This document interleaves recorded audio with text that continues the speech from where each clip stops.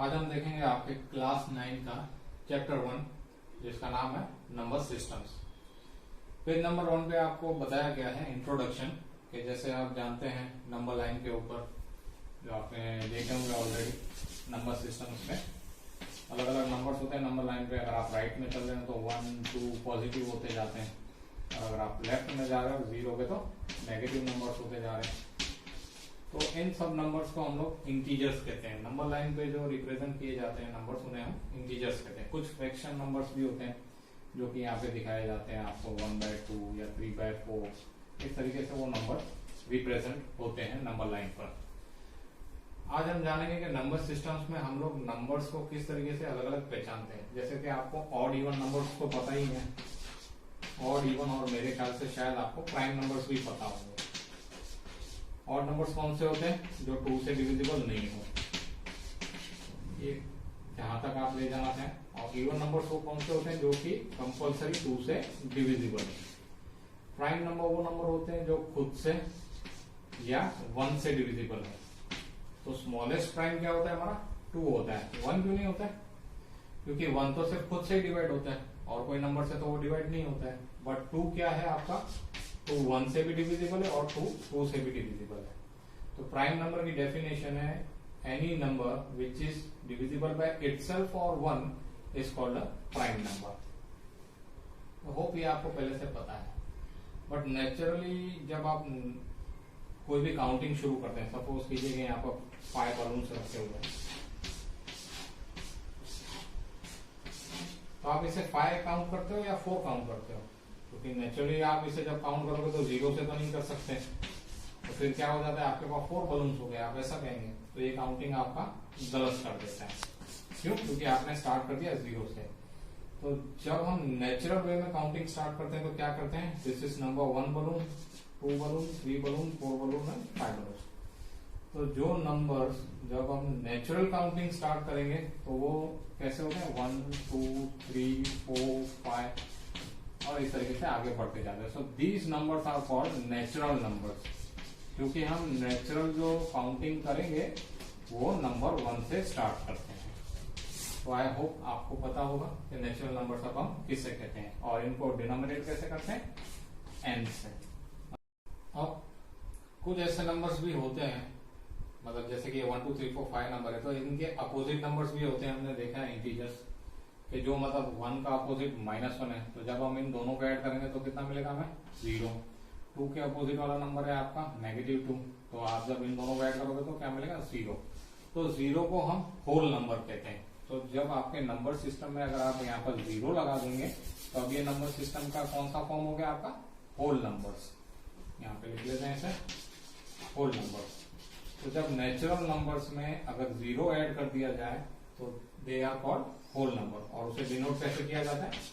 W से। इसी तरीके से अभी आपने देखा नंबर लाइन पे नेगेटिव नंबर्स भी हैं, तो उनको हम लोग कहाँ डालेंगे?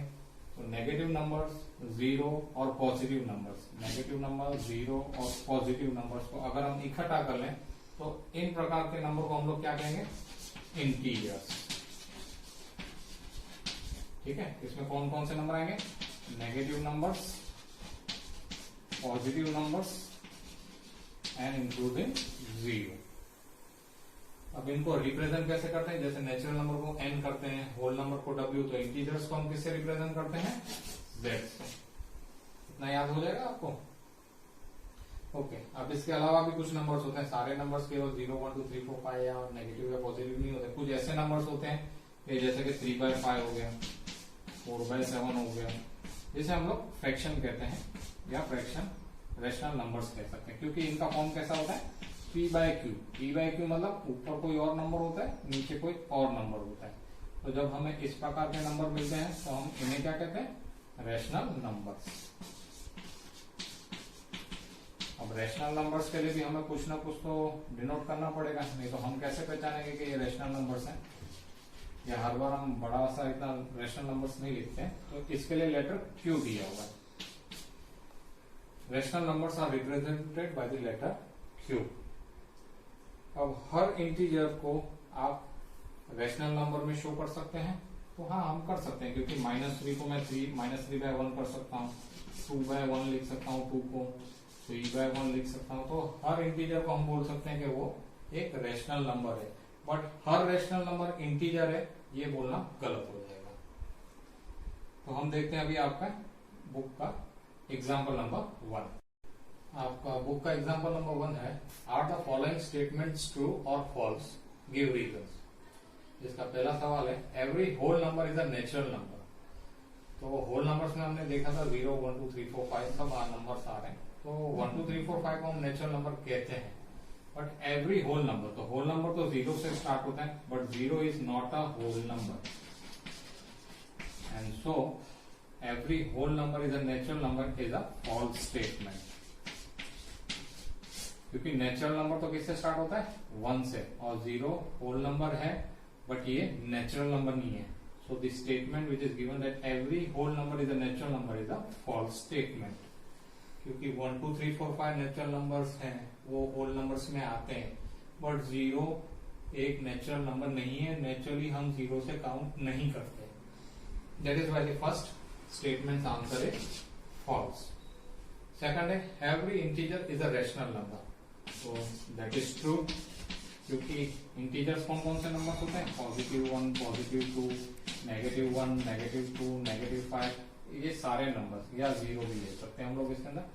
तो ये सारे के सारे नंबर्स को मैं 1/1 या 2/1 या -1/1 सबके नीचे 1 रखूं तो भी कोई प्रॉब्लम नहीं होगा। तो ये सारे के सारे कैसे हो गए, p/q के फॉर्म में हो गए। So every integer is a rational number. Rational number के लिए कैसा देखा था हमने, उनका फॉर्म p/q, मतलब ऊपर अलग नंबर डिनोमिनेटर में अलग number. So that is a true statement that every integer is a rational number. Now for last, that is third question, every rational number is an integer. तो rational numbers कैसे होते हैं, p/q के form में। तो 3/5 हो गया, 5/7 हो गया, 1/2 हो गया, 2/1 हो गया, ये सारे रेशनल नंबर्स हैं, ठीक है। बट इंटीजर्स में मैंने आपको क्या बताया था, पॉजिटिव नंबर्स होते हैं और नेगेटिव नंबर्स होते हैं।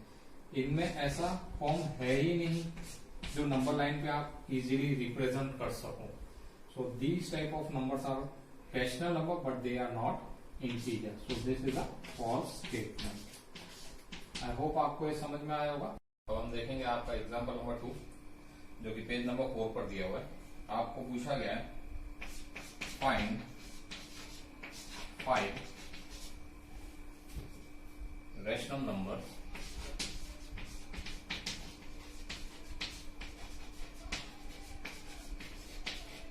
Between 1 and 2।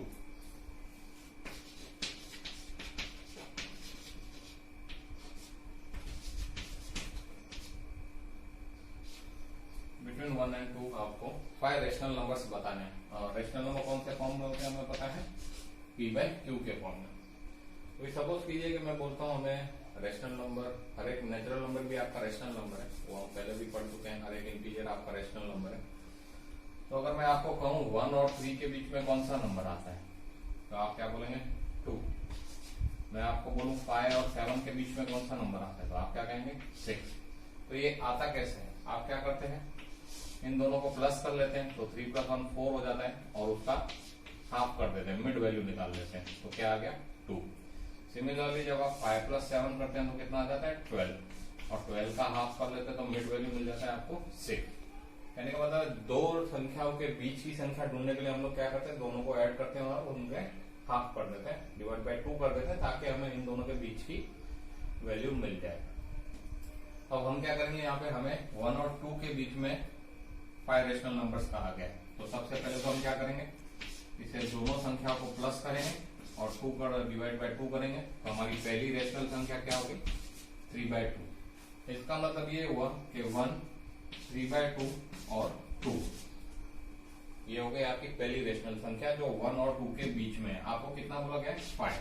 तो अब हम क्या करेंगे, हम ये कर सकते हैं कि हम इनके बीच की वैल्यू भी ढूंढ लें, तो हम क्या करेंगे, 1 + 3/2 / 2, और सिमिलरली हम इन दोनों के बीच की संख्या भी ढूंढ सकते हैं, 3/2 + 2 / 2। समझ में आ रहा होगा आपको ये किस तरीके से मैं बोल रहा हूँ। पहले हमने 1 और 2 के बीच की संख्या ढूंढने के लिए देखा, तो हमने दोनों को प्लस करके डिवाइड कर दिया /2।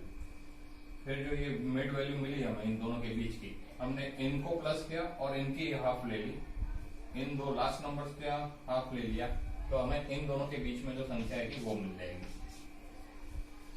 अब आपका जो बेसिक है एलसीएम निकाल के आप प्लस करते हैं तो it will be 2 + 3 5/2 divided by 2।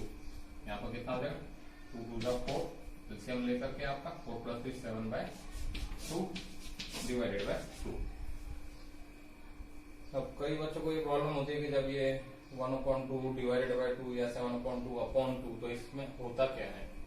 तो एक्चुअली ये क्या बोल रहा है, अगर आप नॉर्मली 5/2 लिखते हो तो क्या करते हैं, आप 5 को ब्रैकेट के अंदर लिखते हो और 2 से उसे डिवाइड करते हो, तो 2 × 4 1 और 2.5 आप ऐसे डिवाइड कर लेते हो इजीली। बट जब आपको फ्रैक्शन को डिवाइड करना है, अब मैंने कहा आपको कि 5/2 को 2 से डिवाइड करना है, तो ऐसी कौन सी संख्या है तो हमें तो नहीं पता है। बट होता क्या है कि जब हम इन दोनों को मल्टीप्लाई करते हैं तो हमारा वैल्यू क्या आता है, ये वाला वैल्यू आ जाता है। तो हम ये सोचते हैं कि 2 के साथ कोई हमने x वैल्यू मल्टीप्लाई की है जिसका आंसर 5/2 होगा। तो यहाँ पे डिनोमिनेटर हटाने के लिए आप क्या करते हो, मल्टीप्लाई बाय 2 करते हो, तो यहाँ पे भी मल्टीप्लाई बाय 2 करते हो, तो यहाँ कितना हो जाए 4x = 5, ये कैंसिल हो जाता है आपका। तो x की वैल्यू कितनी मिली 5/4। कहने का मतलब है यहाँ पे 2 मल्टीप्लाइड बाय 5/4 जब आप करोगे तो आपका आंसर 5/2 आएगा। चेक कर लीजिए आप, 2 मल्टीप्लाइड बाय 5/4 तो ये आपका 2 × 1 2 × 2 तो 5/2 बचेगा ना। तो होता क्या है कि जब भी a/b डिवाइडेड बाय c हो तो क्या करना है आपको, केवल इन दोनों डिनोमिनेटर को मल्टीप्लाई कर देना है। या सिंपली मैं कहूँ कि जब a/b divided by c form हो तो इसका answer a/b multiplied by c होता है।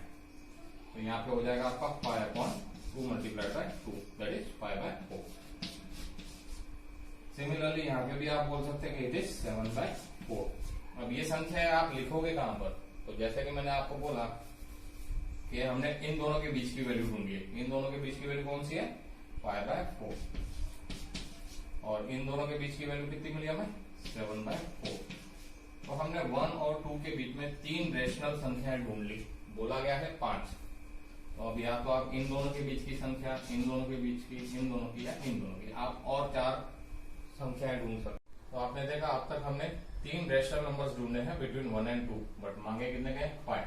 तो जैसे कि मैंने आपको कहा आप इन दोनों के मिड वैल्यू ढूंढ सकते हो, आप इन दोनों के बीच की वैल्यू ढूंढ सकते हो, इन दोनों के बीच में और इन दोनों के, मतलब आपको 1 2 3 4 और रेशनल नंबर इन्हीं में से मिल जाते हैं, बट हमें सिर्फ 2 बोला गया।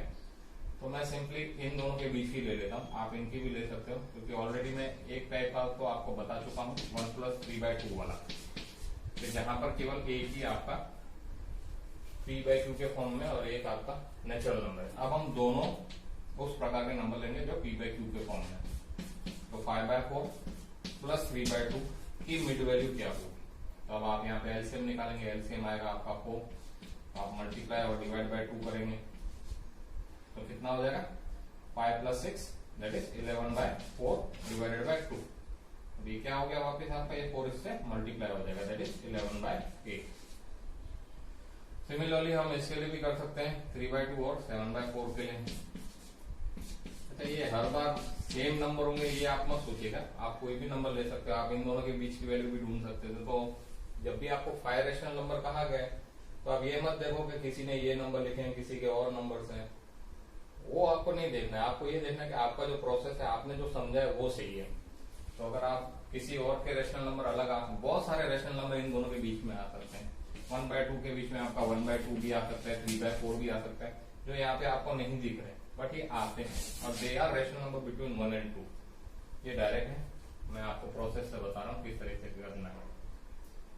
फिर से एलसीएम निकालेंगे 4 आएगा, डिवाइड एंड मल्टीप्लाइड बाय 2 आप लेफ्ट साइड पे करेंगे तो 6 + 7 13/4 हो जाएगा डिवाइडेड बाय 2, मतलब आपकी 5वीं संख्या भी मिल गई 13/8।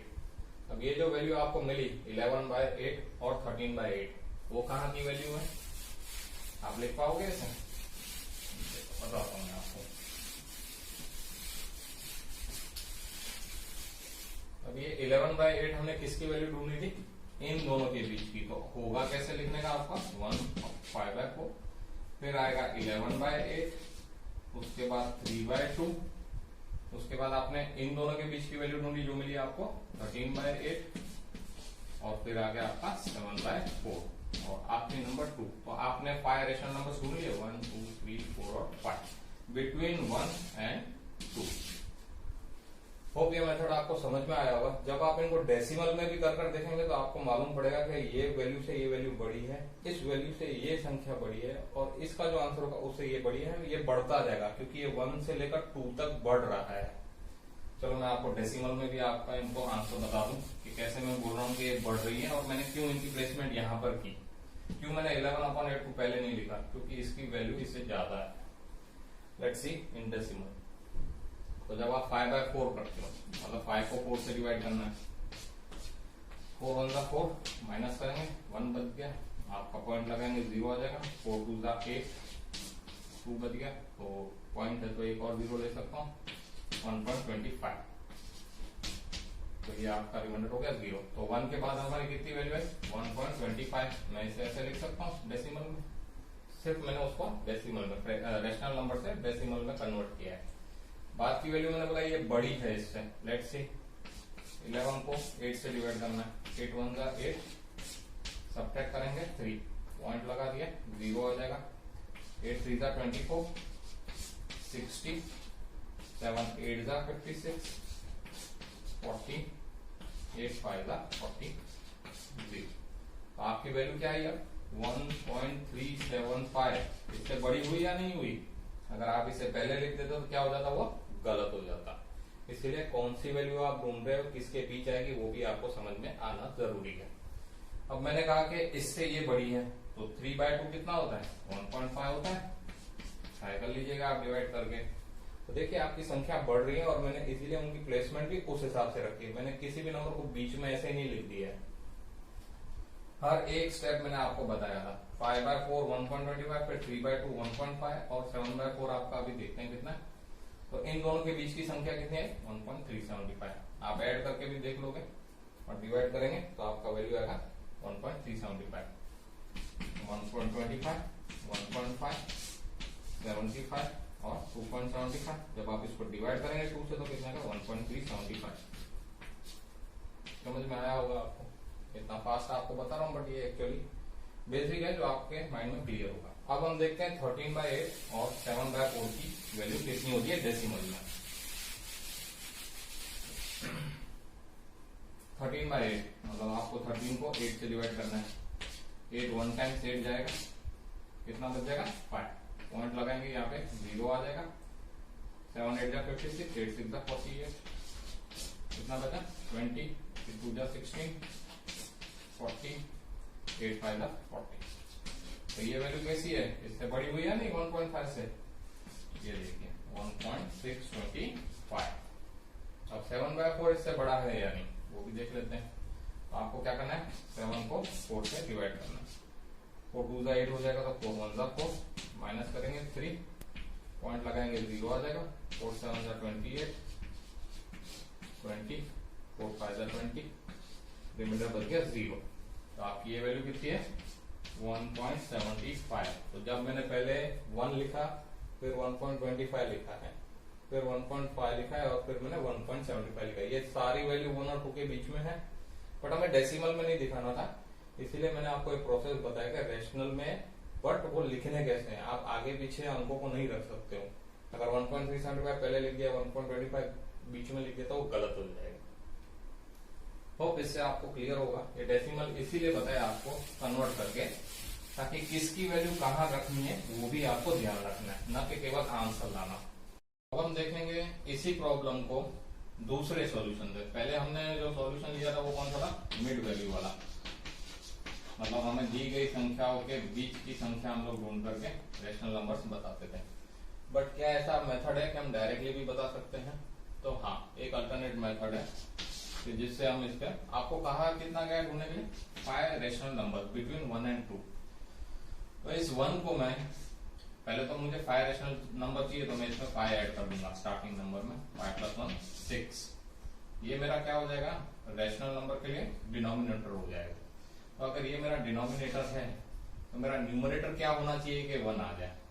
तो 1 को मैं डिनोमिनेटर अगर 6 है तो ऊपर क्या होना चाहिए कि 1 आएगा 6, ऐसा लिख सकता हूं क्योंकि 6/6 1 होता है।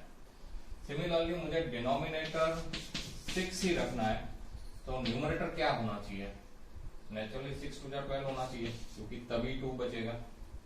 तो अब हमें मालूम पड़ गया कि हमें 6/6 और 12/6 के बीच की संख्याएं ढूंढनी है। तो वो कौन कौन सी हो जाएंगी अभी आप इजीली लिख सकते हो, दैट इज 7/6, 8/6, 9/6, 10/6 और 11/6। इनमें जो आपको कॉमन निकालना है वो भी आप निकाल सकते हैं, जैसे कि 2 3 2 4 3 3 3 2, फिर आप इसे कर सकते हैं 2 5 2 3 और 11/6। अब हमने जो पहले नंबर्स ढूंढे थे वो अलग दिख रहे होंगे आपको, और अभी जो नंबर ढूंढे हैं वो अलग दिख रहे हैं। मैंने आपको इसीलिए कहा कि नंबर 1 किसी भी दिए गए दो नंबर्स के बीच में इनफाइनाइट रैशनल नंबर्स होते हैं। इनफाइनाइट मतलब आप जितने चाहें आप उतने नंबर्स उनके बीच में लिख सकते हैं। The answer cannot be same every time. It can be different from your other classmates. But if you know the method, then it is correct. Hope आपको ये मेथड भी समझ में आया होगा।